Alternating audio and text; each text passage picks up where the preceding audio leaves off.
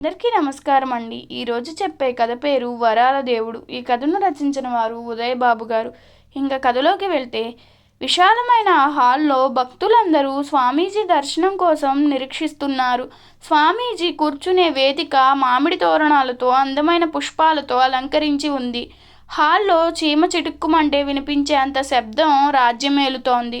మొదటి గంట మోగింది. ఆ గంట పవిత్రమైన దేవుని గుడిలో ఘంటనాదంలా మంత్రంలాగా ఆ వాతావరణానికి ఒక విధంగా ప్రశాంతతను కలుగజేస్తోంది. భక్తులందరూ వారి వారి పేర్లను రాసి చీటీలను తమ చేతుల్లో పట్టుకుని ఉండగా, ఒక భక్తుడు ఒక గాజు పాత్రతో వారి ముందుకి వచ్చి నెమ్మదిగా నడవసాగాడు. భక్తులందరూ తమ చేతుల్లో చీటీలను ఒక క్రమ పద్ధతిలో ఆ పాత్రలో వేయసాగారు. ఆ పని పూర్తి అయిన వెంటనే రెండవ గంట మోగింది. దాని అర్థం గ్రహించిన భక్తులందరూ కళ్ళు మూసుకుని ఏకాగ్రతతో ధ్యానం చేయడానికి సమయత్తం ఆవుతూ ప్రశాంత చిత్తంతో కళ్ళు మూసుకున్నారు. మూడవ గంట మోగిన వెంటనే స్వామీజీ ప్రశాంత వాదనంలో నిశ్చలని చిత్తంతో వచ్చి నెమ్మదిగా తన స్థానంలోకి వచ్చి నిలబడ్డారు. గాజు పాత్రతో నిలబడిన వ్యక్తి స్వామి ముందు వచ్చి నిలబడ్డాడు. స్వామీజీ తన చేతులతో పాత్రలోని చీటీలు కలిపి ఆ చీటీలని బయటకు తీసి పక్కన మైక్తో నిలబడిన మరో భక్తుడు చాచిన చేతిలో ఆ చీటీ వేశారు. ఆ భక్తుడు ఆ చీటీ తీసి అందులో ఉన్న పేరు చదివాడు. తన పేరు విన్న ఆ భక్తురాలు భక్తి పారవస్యంతో భుజం చుట్టూ పమిట కప్పుకుని నెమ్మదిగా వేదికెక్కి స్వామీజీకి నమస్కరించి వేదికకు కుడిపక్కగా అమర్చిన దేవునికి దీపారాధన చేసి దండ వేసి కొబ్బరికాయ కొట్టి అరటిపళ్లతో నైవేద్యం పెట్టి హారతి ఇచ్చి హారతికి ముందు స్వామీజీకి చూపించి తరువాత భక్తులకు చూపించి నెమ్మదిగా వచ్చి తన స్థానంలో కూర్చుంది ఆవిడ. ఆ తరువాత స్వామీజీ గాజు పాత్రలోంచి మరో చీటీ తీసి మళ్ళీ మైక్ భక్తుడికి అందించారు. భక్తుడు ఈరోజు అనగా ఈ గురువారం దైవ ప్రసాదం చేసి స్వామి ఆధ్యాత్మిక ప్రసంగం పూర్తి అయ్యేలోగా తీసుకురావాలని భక్తుని పేరు అంటూ ఆ చీటీలోని పేరు చదివాడు. వెంటనే ఆ భక్తుడు కూడా లేచి స్వామికి వినయపూర్వకంగా నమస్కరించి బయటకు వెళ్ళిపోయాడు. స్వామీజీ తన స్థానంలో కూర్చుని భగవద్గీతపై ఆధ్యాత్మిక ప్రసంగం ప్రారంభించారు. సుమారు 2 గంటల తరువాత స్వామీజీ ఆధ్యాత్మిక ప్రసంగం పూర్తయింది. అనంతరం భక్తులకు దర్శనం ఇచ్చారు. స్వామీజీ శ్రీకృష్ణ భగవానునికి ఇష్టమైన అటుకులు గుల్లశనగపప్పు భక్తులకి పంచిపెట్టారు. స్వామీజీ ఆ కార్యక్రమం పూర్తయిన వెంటనే విశ్రాంతి మందిరానికి చేరుకున్నారు. ఆయన విశ్రాంతి మందిరం చేరేసరికి భక్తులు పంపిన ప్రసాదాలు సిద్ధంగా ఉన్నాయి. ఆయన సేవకులు ఆయనకి పలహారంగా ఆ పదార్థాలు వడ్డించారు.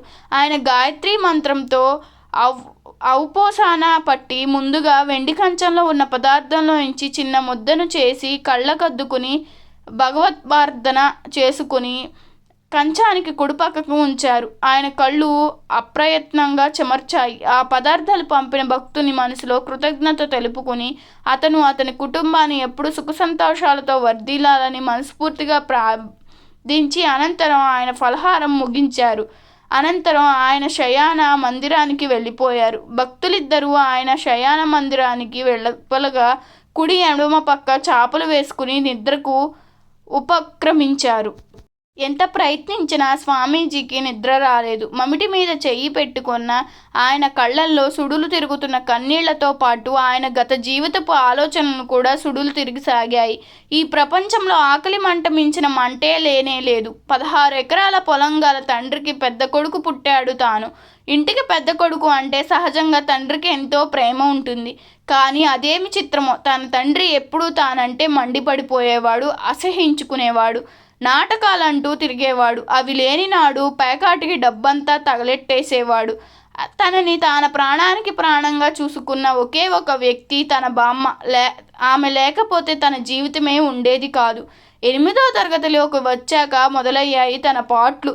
కొబ్బరికాయ చెట్లు ఎక్కించి కొబ్బరికాయ దింపించేవాడు. అవి అమ్ముకునేవాడు. డబ్బు కూడా పేకాటకే. పొలానికి దగ్గరుండి తన చేత ఎరువులు పురుగు మందులు కొట్టించేవాడు. కష్టపడి చదువుకుంటున్నా అంటే నువ్వు చదివి ఎవరిని ఉద్ధరించక్కర్లేదు అనేవాడు.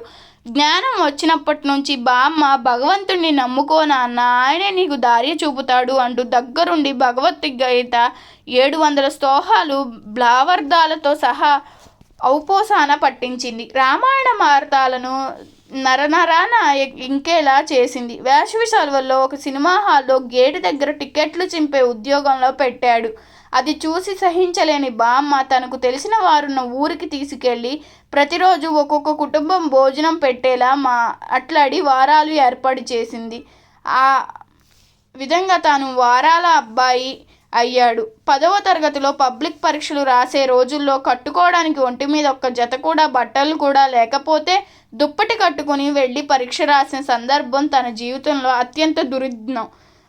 10వ తరగతి పాస్ అయ్యాక బామ్మ ఒక బ్యాంక్ ఆఫీసర్ గారి కాళ్ళు పట్టుకుని బ్యాంకులో అటెండర్ ఉద్యోగం వేయించింది. ఆ జీతంతో 20% ఉంచుకుని 80% తనకి పంపమని తండ్రి ఆజ్ఞ. కొడుకు దుర్మార్గం తెలుసుకున్న తన బామ్మ తన స్నేహితురాలి మనవరాలు శ్రీలక్ష్మిని ఇచ్చి పెళ్లి చేసి ఉద్యోగం చేస్తున్న ఊళ్ళోనే కాపురం పెట్టించింది. మనవడి మీద బెంగతో నెల రోజుల్లోనే గుండెపోటుతో మరణించింది. తన కొడుకుకు కూతురు పుట్టిన ఏడాదికే కూతురు విషజ్వరంతో మరణించింది. దాంతో తన భార్య ఆ ఒక్కగానొక్క కొడుకుని ప్రాణంగా పెంచింది. దాంతో వాడు తల్లికి విలువ ఇచ్చి తనని పురుగులా చూసేవాడు. డిపార్ట్మెంట్లో పరీక్షలు రాసి బ్యాంక్ ఆఫీసర్గా తాను మంచి స్థాయికి చేరుకున్నాడు. చెప్పినా వినకుండా తన తమ్ముడిని కూతుర్ని ఇచ్చి కొడుక్కి పెళ్లి చేయడానికి ఒప్పించింది. తన భార్య మేనత్త అనే గౌరవం కూడా లేకుండా తనని ఈసడించి పడేయడంతో కోడల్ని కొడుకు వెనకేసుకురావడంతో తన భార్య మానసిక వేదంతో మంచం పట్టి మరణించింది. నీ పెళ్ళాం పోయాక నీకు ఇక్కడేం పని అని ఆస్తి అంతా లాగేసుకుని నిర్దాక్షిణ్యంగా కొడుకును వెళ్ళగొట్టేసిన వాడు మళ్ళీ తనకు ఆకలి మంట విలువ తెలిసింది. బ్యాంకు ఉద్యోగం వల్ల పెన్షన్ లేదు, ఎలా బ్రతకాలి అనుకున్నవాడు బామ్మ ఆ రాత్రి కల్లోకొచ్చి తాను బ్రతికే ఉపాయం బోధించింది. ఈ లోకంలో ఆధ్యాత్మిక గురువును ఆజ్ఞలు తేలికగా విశ్వసిస్తున్నారు, ఆశ్రయిస్తున్నారు. నువ్వు నేర్చుకున్న భగవద్గీత, రామాయణ, భారతాలే నీ బతుకు తెరువు. సాధనాలు అనే నిన్ను బ్రతికిస్తూ కొందరికైనా ఆజ్ఞని తొలగిస్తాయి.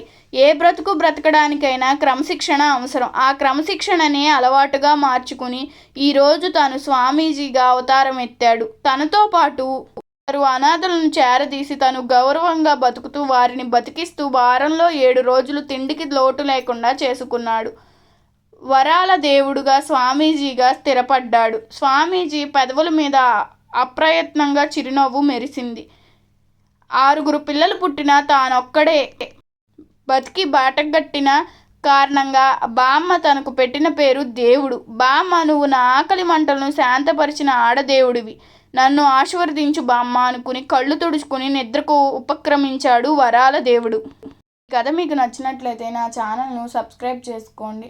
అలాగే మీ అభిప్రాయాన్ని కామెంట్ రూపంలో తెలపండి. ధన్యవాదములు.